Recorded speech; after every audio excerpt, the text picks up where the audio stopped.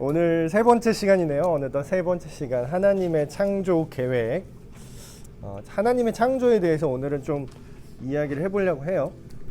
여기 이제 제가 써놓은 것처럼 그 어린 시절에 아주 어린 시절에 그 입양이 된 뭐 사유야 뭐 이유야 되게 다양하겠지만 입양되는 아이가 있잖아요. 본인의 의지와는 상관없이. 근데 입양이 돼서 그 입양된 새로운 가정에 보내지는데 그 가정이 경제적으로 되게 풍족하고 그래서 거기서 잘 배우고 잘 먹고 잘 자라서 성인이 돼서 막 의사도 되시고 되게 좋은 매우 좋은 직업도 가지시고 그냥 일반적으로 사회적으로 보면은 되게 성공한 케이스들이 있어요. 근데 신기하게 그런 분들이라면 굳이 본인의 친부, 친모를 찾을 그 이유가 없을 것 같은데 의외로 많은 분들이 성공을 했을지라도 자신의 실제 그 부모님 그게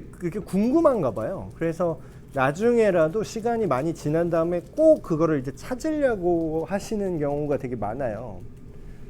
그래서 인간은 참 기본적으로 자기의 근원에 대해서 뭔가 궁금증, 그게 알고 싶구나.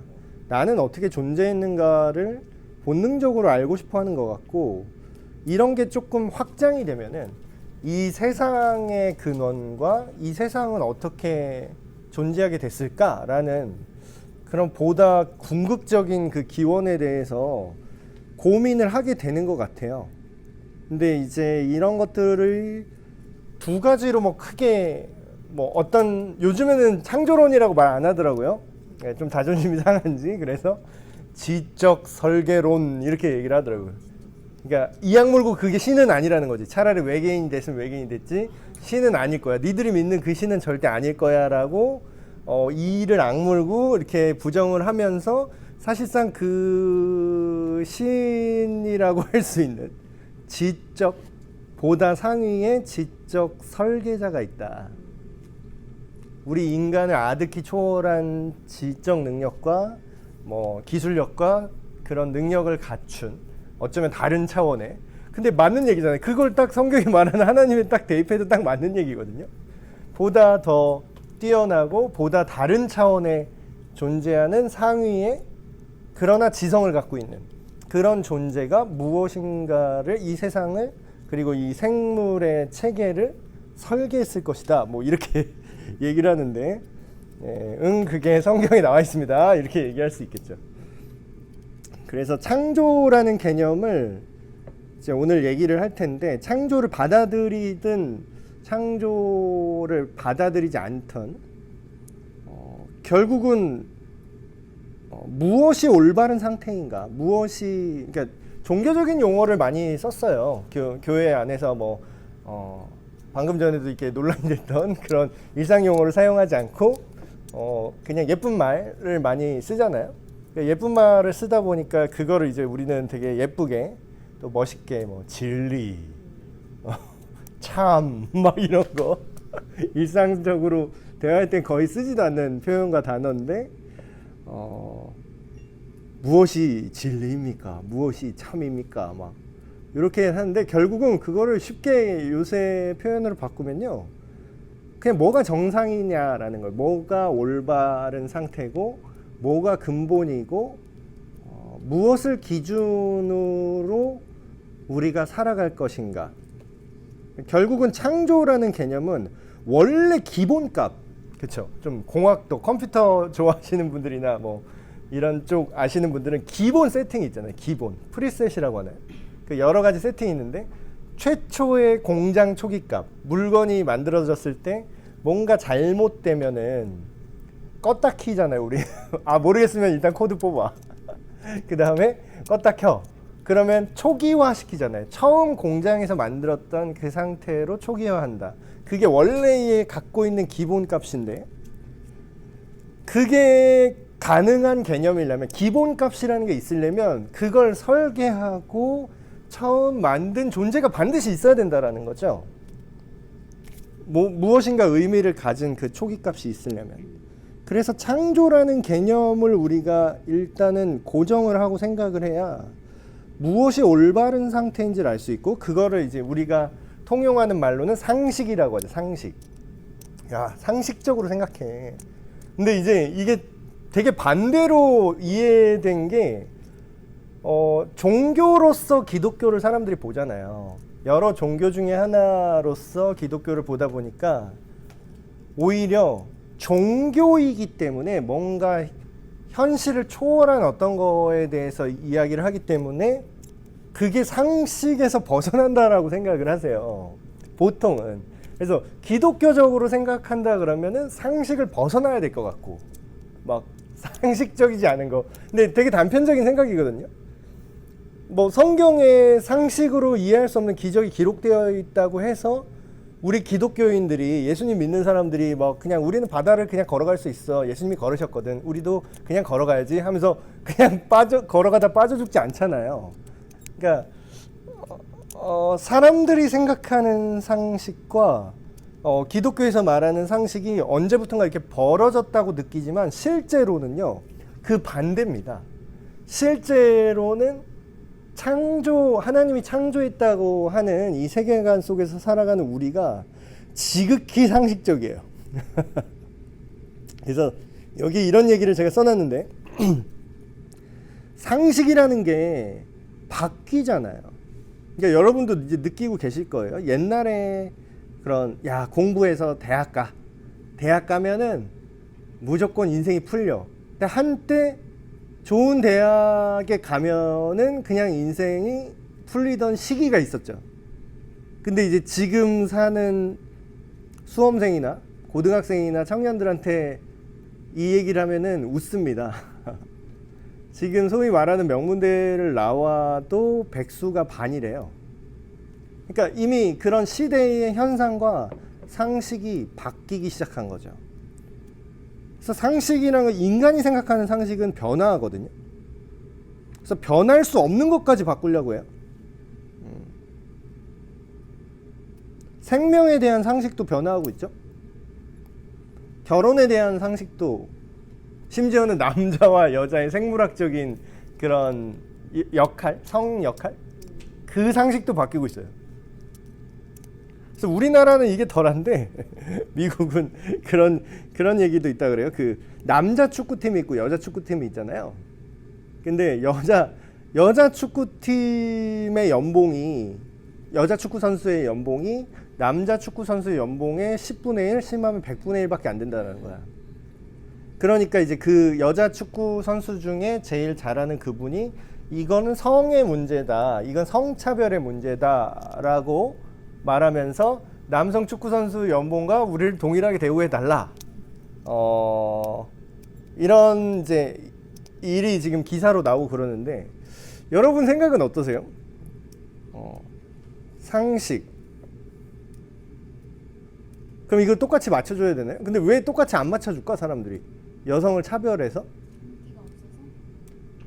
인기가 없으면 뭐가 안 되죠? 그래요, 그거예요. 그러니까 상식이라는 것도 돈이 돼야 그 산업과 그 문화가 활성화된다라는 상식이 있고, 근데 우리가 갖고 있는 또 하나의 상식은 남성과 여성을 차별하면 안 된다라는 상식이 있죠. 근데 이 자기끼리 갖고 있는 상식끼리 어떻게 되죠? 지금 충돌하는 거예요. 그럼 어느 선에 맞출 거냐라는 거죠. 이것도 상식이고 이것도 상식인데 어느 선에 맞출 거냐라는 거죠. 그러면 그 사람이, 구단주가 그러면 여성 인권을 존중하지 않아서 그 축구 선수의, 여성 축구 선수의 연봉을 남성의 100분의 1, 10분의 1로 주는 걸까요?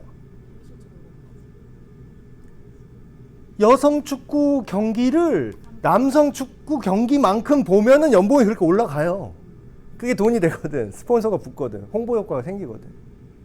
그러니까 지금 그냥 어떤 사회적인 어떤 돈에 대한 얘기, 스포츠 문화에 대한 이야기로 이거를 예를 들었지만, 이 사회 전반의 여러 가지 상식이라고 통용되는 것들이 우리가 그냥 느끼는 대로 하면은 기준이 없어진다는 거예요. 기준이. 근데 하나님께서 창조하셨다라는 변하지 않는 기준이 있죠. 이거는 변할 수가 없는 거죠.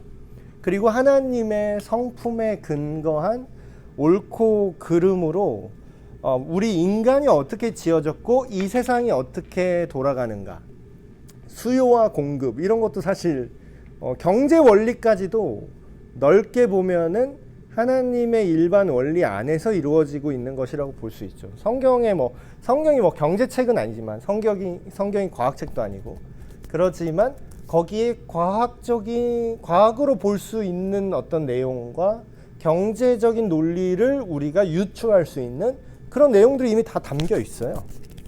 그래서 하나님이 이 세상, 인간을 비롯한 이 세상 모든 것들을 창조하셨다라는 그 핵심 생각, 아이디어, 그거는 그냥 과거에 우리의 기원에만 매인 게 아니라 우리의 현재와 우리가 앞으로 미래를 어떻게 받아들일 것인가, 어떻게 살 것인가까지 연결이 돼요. 그러니까 창조를 받아들이지 않으면 어떤 지적 존재의 그 신이라고 말하는 그 존재의 창조를 우리가 만약에 거절하면은 아까 제가 말씀드린 예시로 들었던 상황들이 계속해서 일어나고 그때마다 사람들은 자기 느낌대로 그리고 자기한테 이득이 되는 대로 판단을 하죠. 여성 축구 선수는 어떤 기준으로 상식을 삼을 거죠? 아까 그 상황에서 남녀 평등의 상식으로 어쨌든 이슈를 끌어들여야지 자기한테 유리하니까, 자기가 돈을 버니까. 근데 그 반대편에 있는 사람은 이건 경제 논리의 일반 상식으로 이걸 어떻게든 끌어들이려고 하겠죠. 그래서 이거를 미디어나 그런 방송이나 뉴스에서 기자들을 통해서 마치 이런 거예요. 세상에 내 편 좀 들어주세요. 내 편 좀 들어주세요. 이걸 계속 하는 거예요. 이걸 서로 자기 편 들어달라고. 근데 이게 좀 공식화되고 넓어지면은 그걸 정치라고 합니다. 내 편 좀 들어주세요. 내 말이 맞아요. 이거를 서로 하고 있는 거지. 근데 그 기준들은 계속 충돌하고 있고요.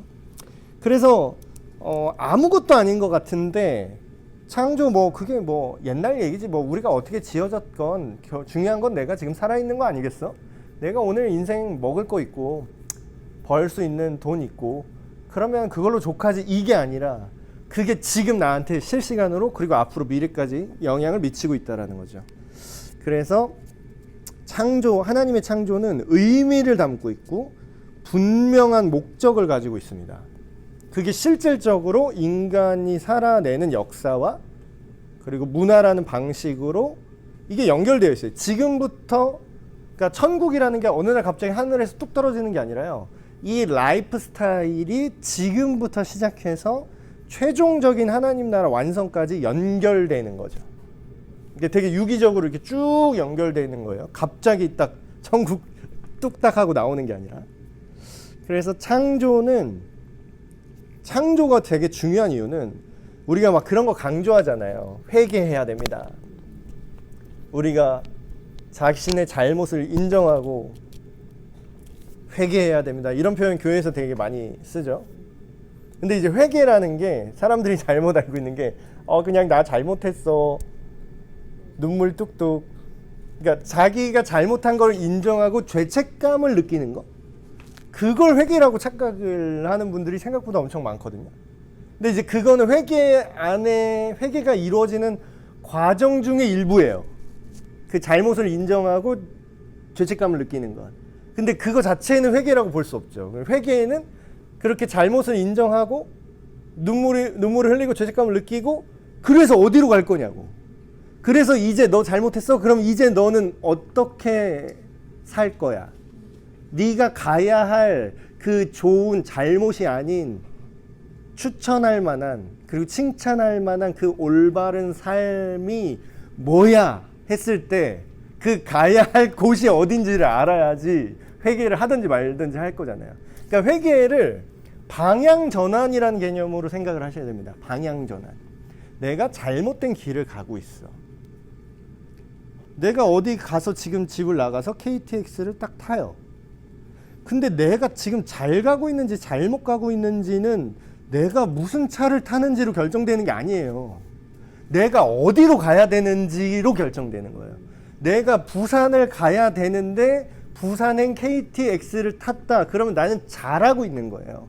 근데 내가 저기 연천 양주로 가야 되는데 부산행 KTX를 탔어. 그러면 나는 지금 잘못한 거지. 그러니까 우리가 잘하고 잘못하는 거는 우리가 어디로 돌아가야 하는지, 최종적인 아까 말씀드린 정상적인 상태, 그게 뭔지가 정리가 되고 그게 고정이 안 되잖아요. 그러면 계속 둥둥 떠다니는 겁니다. 도덕이랑 윤리의 기준도 사실상 없는 거예요. 그냥 남들이 그렇게 하고 사회가 구조 자체가 유지가 안 되니까 법이라는 어떤 최소한의 방패막으로 얼기설기 이렇게 막아서 겨우겨우 유지되는 거지. 사실 근본적인 이유는 여기에 있는 거죠. 우리가 돌아가야 할 곳, 우리가 지켜야 할 가치, 가장 소중한 내가 인간이 인간 되게 하는 짐승과 인간의 그 차이.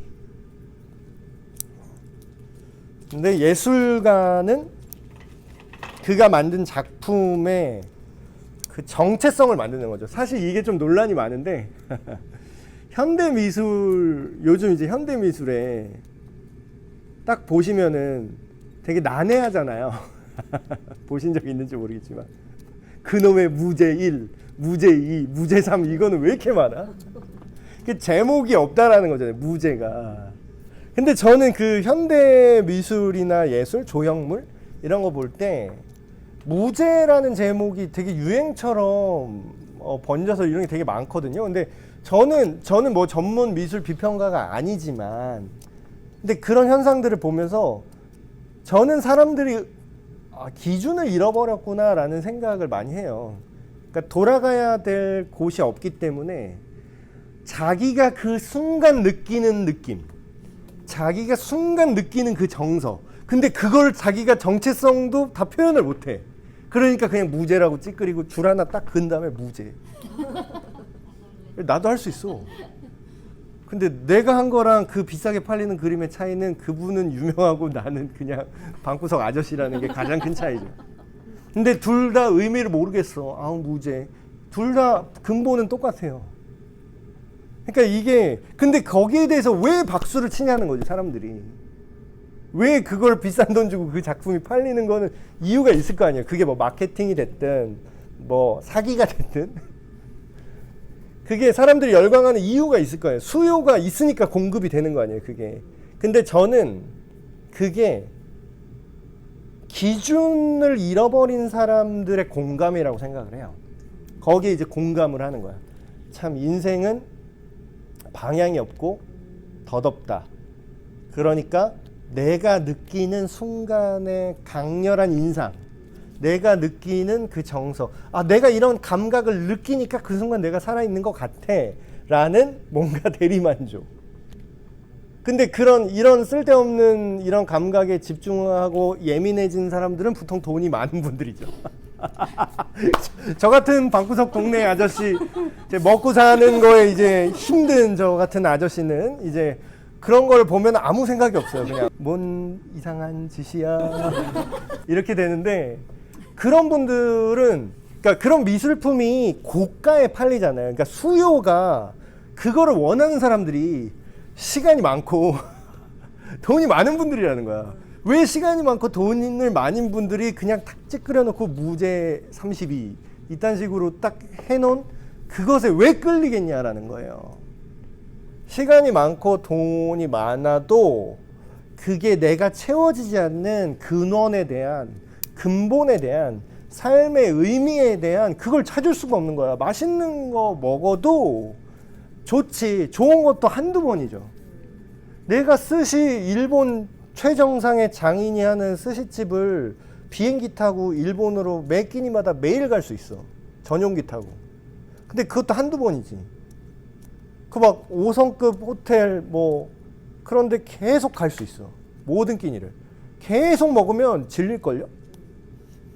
아니 진짜 저 같은 동네 아저씨나 우와 막 이러면서 막 사진 인스타 막 이러는데 진짜 찐 부자들은요 그냥 집안을 공개해버려. 집안 사진을 공개해버려요. 그러니까 나 뭐 먹었어, 나 어디 갔어, 이런 거, 나 차 뭐 있어, 이런 거를 자랑조차 안 한대. 찐 부자들은. 그걸 숨 쉬듯이 하는 건데 뭐 그게 자랑할 거리야? 그게 뭐 아래 것들 약간 이렇게 보고 있는 거죠. 아, 이게 너한테는 되게 좋구나 이러면서 되게 귀엽게 보는 거지, 그 위에서 노는 분들은. 그래서 끝까지 가면요, 결국은 인간이라는 거는 채워지지 않는, 하나님 없이는 채워지지 않는 그 근본의 퍼즐이 있는 겁니다. 근데 하나님은 예술적으로 우리 인간과 모든 세상을 질서정연하게 만들었다고 성경은 말해요. 그러니까 이게 정말 중요한 건데, 옛날에 저희 어머니가 저 어릴 때 약간 입버릇처럼 질서의 하나님, 질서의 하나님이시지 막 이런 걸 많이 했던 그런 기억이 나요. 근데 그때는 그게 뭔 소리야 약간 이런 느낌으로 그냥 넘어갔는데, 점점 나이를 먹고 이 세상을 보다 보니까 질서라는 게 정말 중요한 거구나. 질서라는 게 되게 딱딱해 보이잖아요.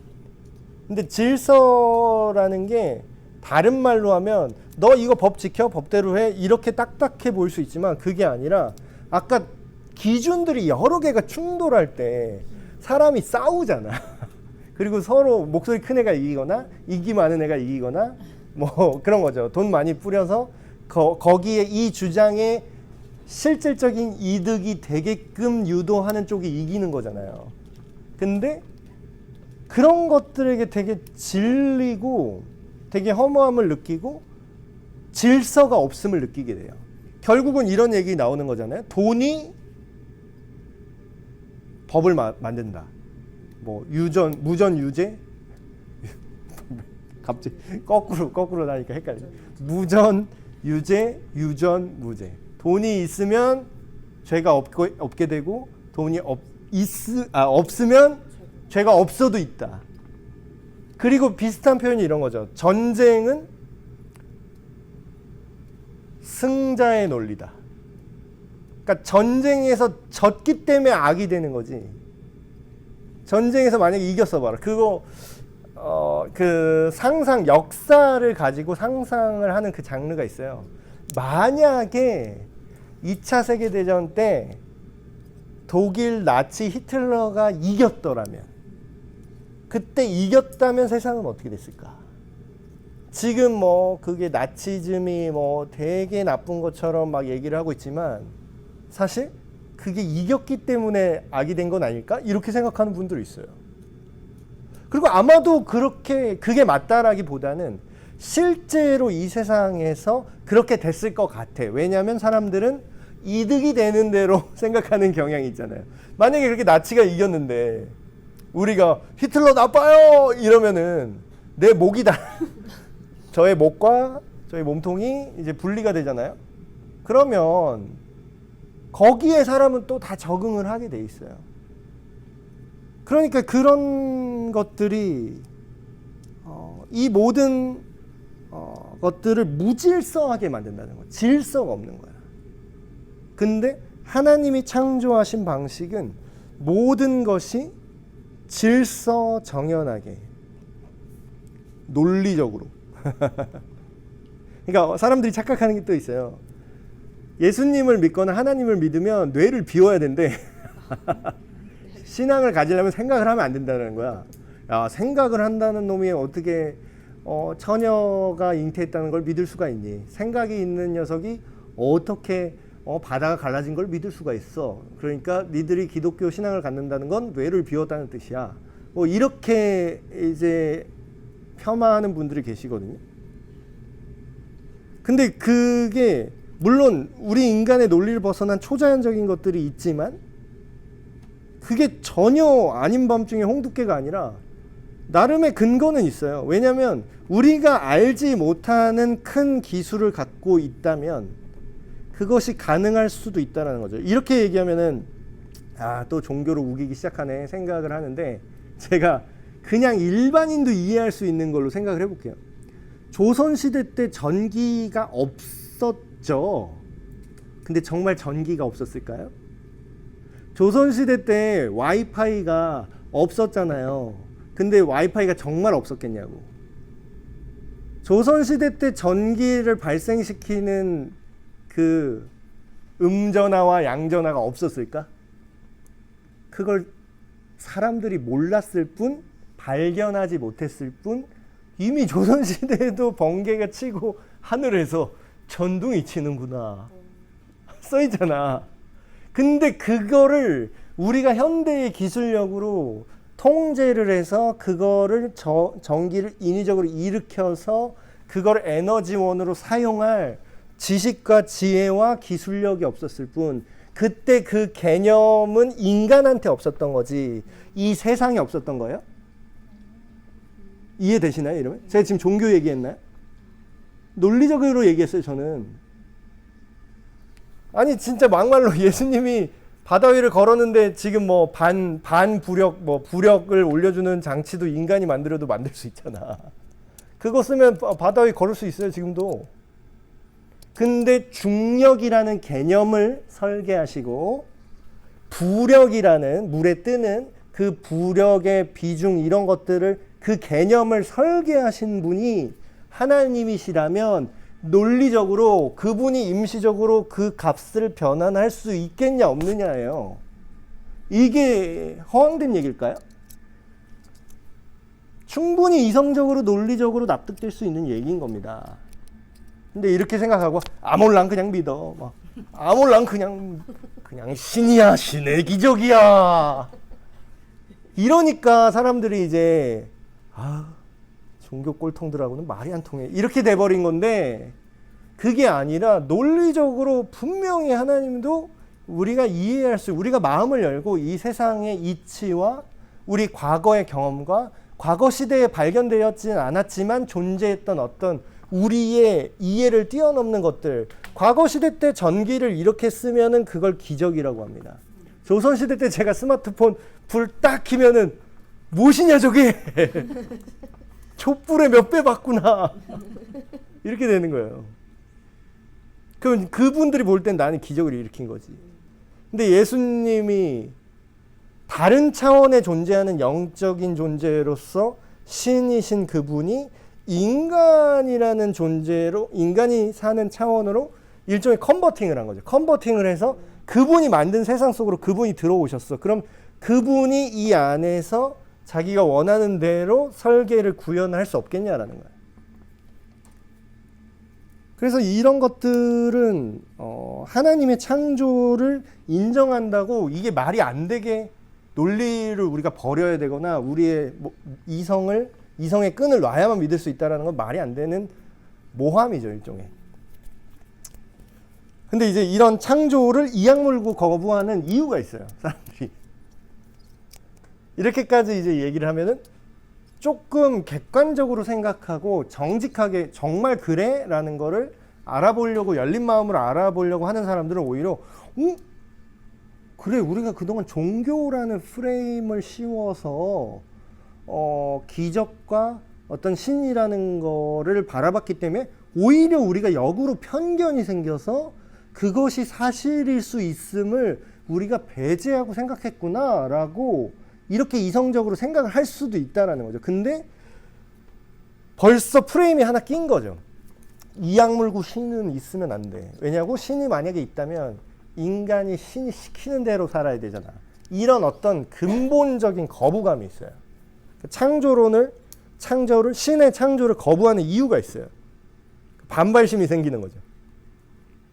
근데 이게 어떻게 나오냐면 첫 번째 오해, 신이 우리를 억압할 것이다. 우리의 자유를 빼앗고 신의 어떤 잠긴말 같이.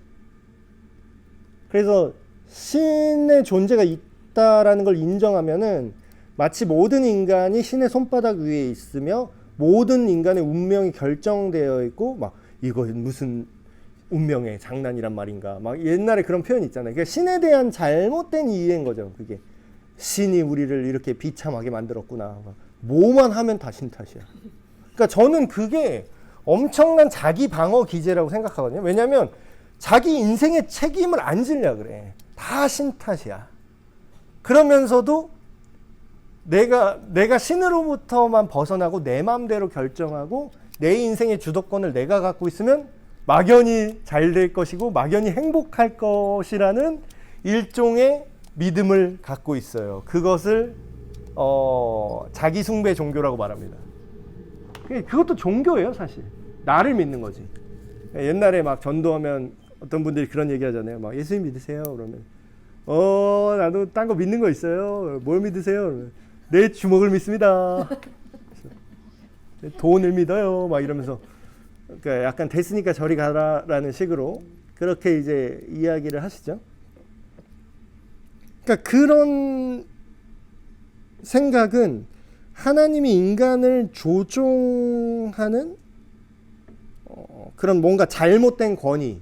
예를 들면은 나보다 권위 있는 어떤 아버지나 그런 내 위에 직장 상사라든가 나에 비해서 권위를 갖고 있는 존재가 하는 행동을 봤는데 안 좋은 경험을 했어. 내가 아버지가 이유 없이 애들을 막 패.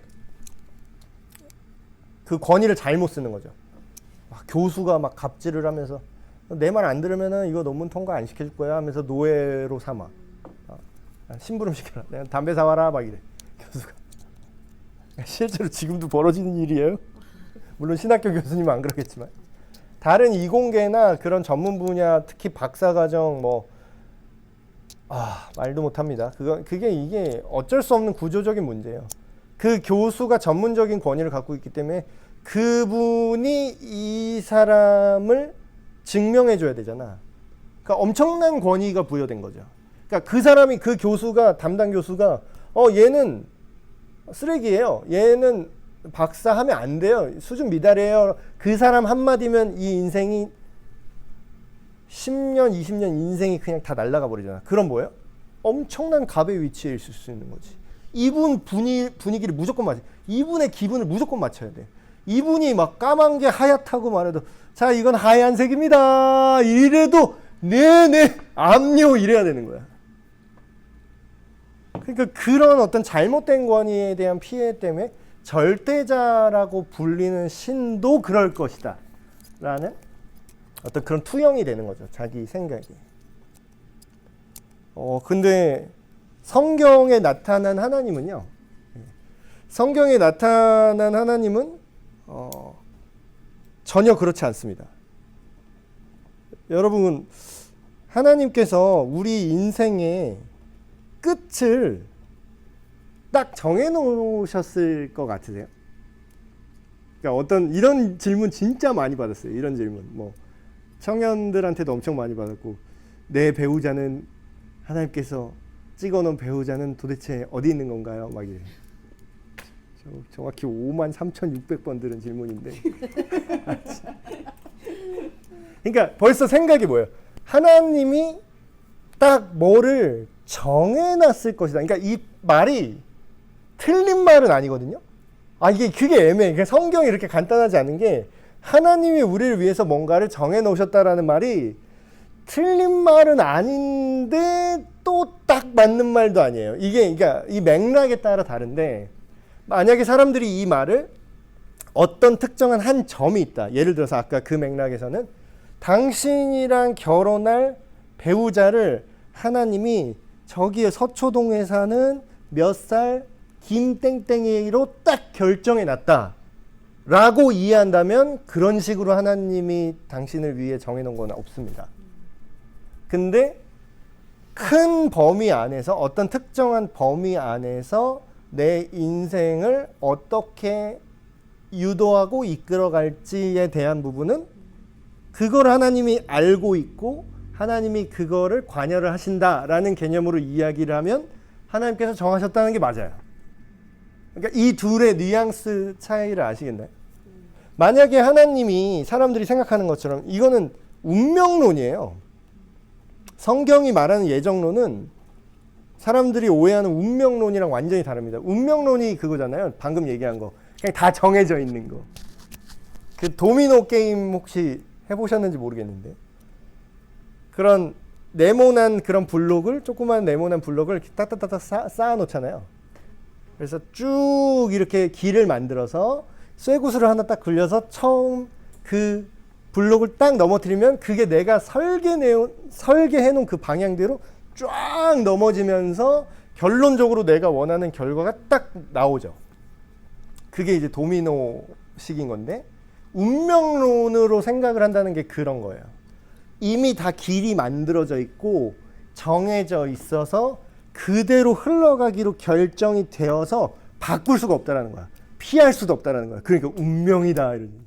이건 운명이야. 결정되어 있는 거야. 근데 만약에 성경을 하나님께서 이렇게 인간을 운명론처럼 정해 놓으셨다면 말이 안 돼요. 왜 말이 안 되냐면 하나님이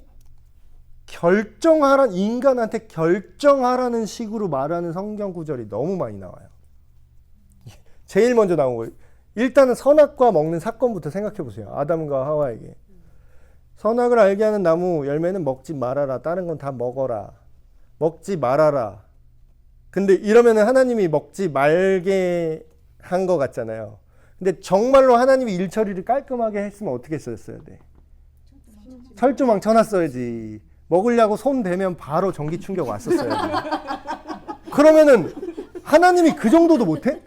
하나님이 철저하게 전지전능하면은 실시간 감시로 CCTV 보내서 먹으려고 그런 손 대려고 하는 순간에 아담아! 이렇게 바로 얘기하면 되잖아. 근데 그걸 먹는 걸 의도도 알고 과정도 알고 심지어는 먹는 그 과정의 CCTV 영상도 실시간으로 보고 계시면서도 그걸 먹는 거를 먹지 마! 손을 딱 치지 않으셨다라는 거야. 그 얘기는 뭐죠? 그러니까 성경을 우리가 대충 읽고 생각을 안 해. 그러니까 생각을 안 하는 게 되게 큰 문제예요, 우리가. 그것 때문에 오해를 해서, 내가 제대로 믿으려면 뇌를 비워야 돼. 아무 생각하지 말고 그냥 믿자. 이것 때문에 지금 망했어, 우리가. 반대로 해야 돼, 반대로. 엄청나게 생각을 해야 돼. 고민해야 돼. 심지어는 그 의심이 들면 의심도 해봐야 돼. 근데 이건 진리기 때문에 의심할수록 더 답을 찾아요. 그럼 우리가 생각해 보는 거죠. 왜 안 막았지? 결정하라고. 네가 결정하라고. 결정을 할 수 있는 여지를 반드시 주세요. 그리고 뒤에 막 이스라엘 백성 얘기 나오면서 모세도 그런 얘기하죠. 궁극적으로 이런 얘기합니다. 이스라엘 백성에게 야, 너희가 이렇게 하면 너희가 이렇게 행동하고 뭐 다른 신을 찾고 뭐 저저저저저저 뭐 이렇게 하면은 이런 저주를 받을 것이고, 네가 하나님께 순종하고 하나님을 사랑하고 저거 블라블라블라블라 이런 걸 하면 너희가 복을 받을 것이다. 자, 두 길이 너에게 있다. 골라라 이래요. 그럼 운명이 정해진 건가? 만약에 정해져 있다면 하나님이 거의 실제로 그렇진 않지만 사람의 표현대로 하면 약간 사이코패스가 되는 거예요, 하나님이. 그러니까 미친 인형 장난을 하고 있는 거지. 아니 어차피 지옥 갈 놈들을 정해놓고서 야, 골라봐라. 이거 골랐어요. 너는 지옥 가기로 내가 이미 사실 골라놨었어. 죽어. 이게 말이 안 되잖아. 하나님의 성품이랑 말이 안 되잖아요. 그래서 성경을 좀만 자세히 봐도 하나님이 우리를 억압하고 강제하지 않고 자유라는 엄청난 선물을 주셨어요. 근데 자유에는 책임이 따르죠. 자유가 마냥 좋은 게 아니에요. 내가 하나님을 미워할 수 있는 자유도 주신 거야. 하나님을 떠날 수 있는 자유도 주신 거야. 근데 이게 리스크가 있는 동시에 엄청난 리턴이 들어오는데, 이게 뭐냐면 내가 감히 내 스스로 하나님을 사랑할 수 있는, 그러니까 진짜 사랑을 할 수 있게 되는 거죠. 사랑을 하지 않을 가능성이 전혀 없으면 무조건 하나님을 사랑하게 되고, 하나님 사랑을 안 하면 전기 충격이 실시간으로 오고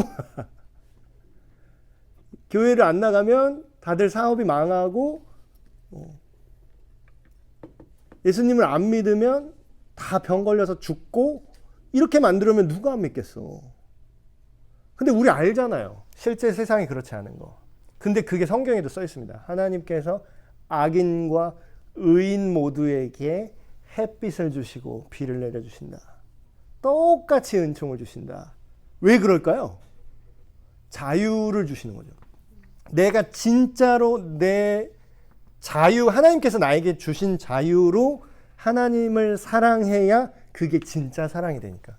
그래서 그 걸작이에요. 하나님은 사랑이시다라는 게 엄청난 겁니다. 그게.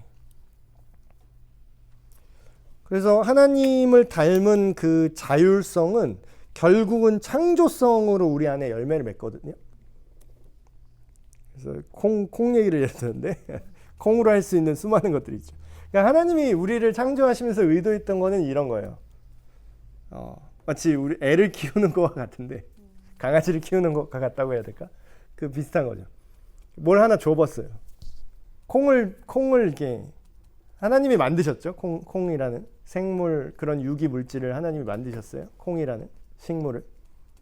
근데 그 콩의 종류를 하나님이 여러 개를 만들었어요.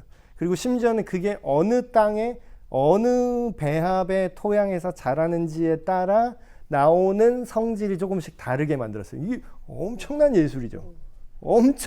이게 진짜 앞선 기술이야. 이거는 예술적으로도 대단하고 기능적으로도 대단한 거예요. 어마무시한 거지. 근데 이렇게 예를 들어서 콩 하나만 해도 종류가 되게 여러 가지고 정말 유기적으로 만들었어요. 근데 이거를 이제 인간한테 던져줘 보고 얘네가 이걸로 뭐 하나 보자라는 걸로 그냥 감상하시는 거죠. 하나님은.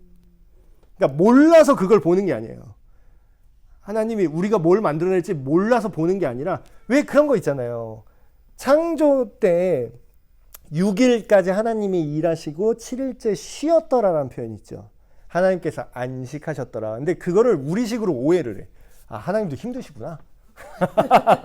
하나님도 휴가가 필요하지. 그래. 하나님 머리 너무 쓰셨네 6일 동안. 그런 개념이 아니야. 거기서 말하는 안식이라는 거는 우리식으로 조금 더 좀 의역을 하면 이런 거에 가깝습니다. 즐기는 거예요. 그 만들어 놓은 거를 감상하는 거에 가까워요. 감상하면서 와, 뭐 우리 한번 해봐라. 약간 이런 느낌? 근데 그거를 몰라서 하는 게 아니라 전지전능하기 때문에 그게 가능한 거예요. 네 맘대로 해도 내가 다 커버할 수 있어. 네 맘대로 어떤 선택을 해도 다 내 손바닥 아니야. 모든 가능성을 내가 다 알고 있어. 모든 것을 다 내가 통제하고 있어.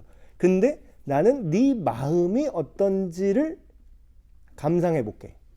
요거에 가깝죠. 그래서 우리가 콩밥도 만들고 콩비지도 만들고 그것도 매주도 쓰고, 이거는 한국 지역을 볼 때 하나님이 이런 광경을 보셨겠죠. 그래서 된장도 만들고, 만들다 보니까 간장이 나오네. 그게 소스, 간장 소스 세개 5대 소스에 이제 그게 들어가더라고요.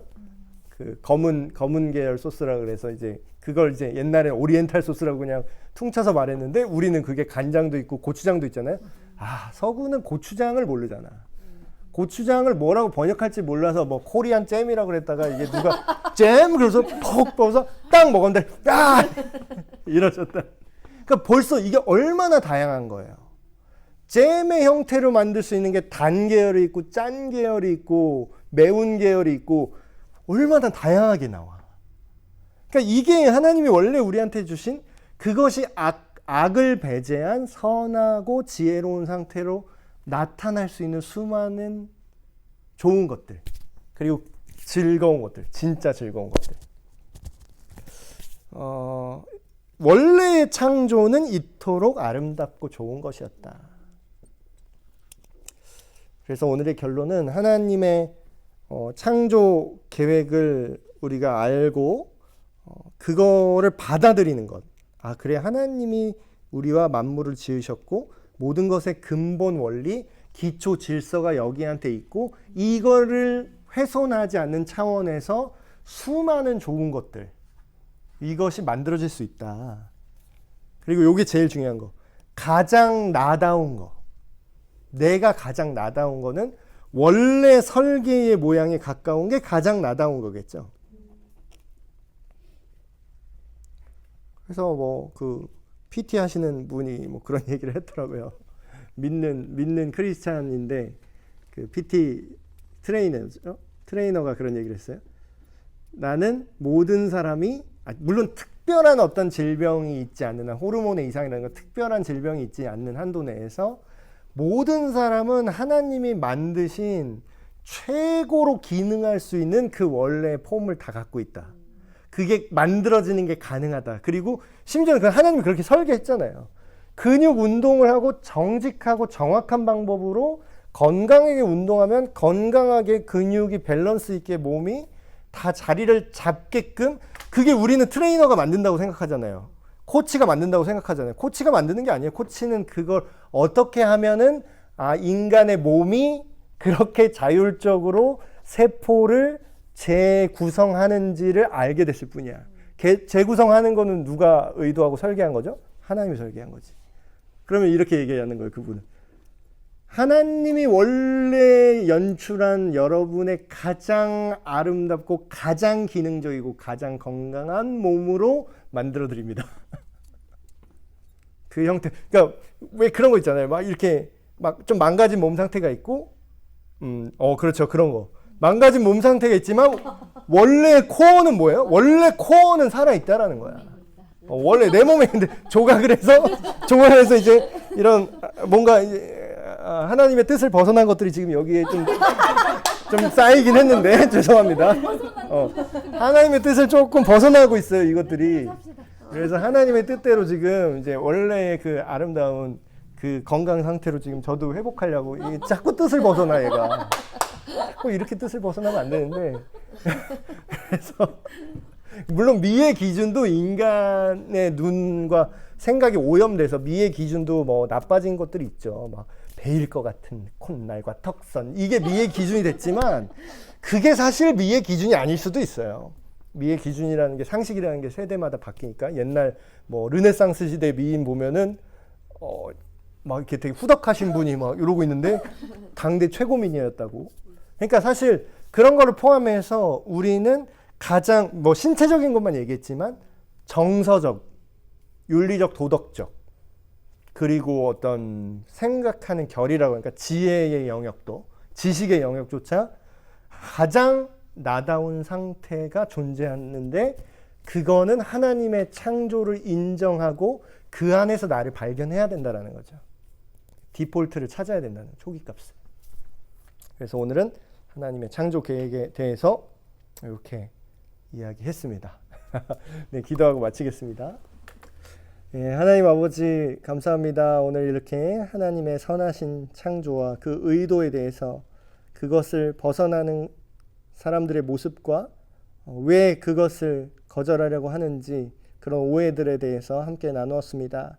하나님께서 지으신 그 모습대로, 창조의 목적대로 가장 선하고 아름다운 우리를 회복하게 하여 주시옵소서. 우리가 이 창조적인 세계관을 통해서 이 세상을 바라보게 하시고 나 자신을 바라보게 하셔서 이 썩어져가는 세상 속에서 기준을 잡게 하시고 질서를 세우고 그 안에서 기쁨을 누리는 우리가 되게 하여 주시옵소서.